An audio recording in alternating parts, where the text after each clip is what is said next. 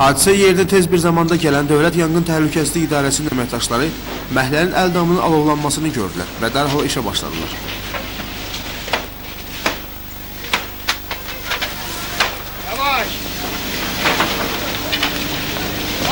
Yardımlarımız var.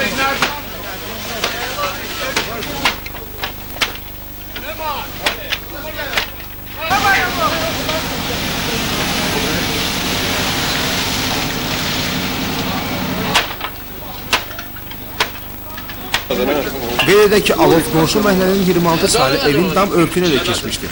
Yanğın söndürənlər alov ocağını keçirtmək üçün dam örtüyünü dağıtmalıdırlar. Evin sahibi Əli İsayev isə buna mane olmaq istədi.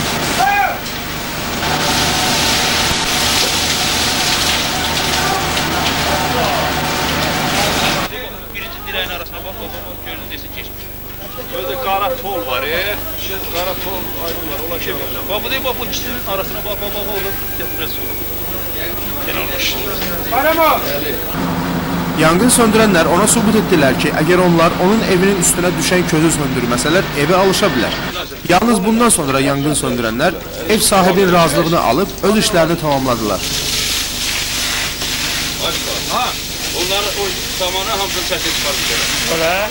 Bu günləri deməli səhər 9:33 radələrində xidmətə məlumat verilmişdi ki, ünvanda yanğın hadisəsi var. Tez bir zamanda 2 bölmədən ibarət maşından gəlmişdi şəxsiyyətimiz. Qarşısı alındı və az itki ilə yanğın söndürülübdü. Güman edilir ki, yanğın elektrik xəttində baş verən qısa qapanmadan olub.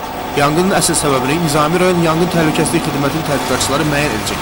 İlqar Ağayev, Rövşən Əmirəslanoğlu, Xəbər Plus.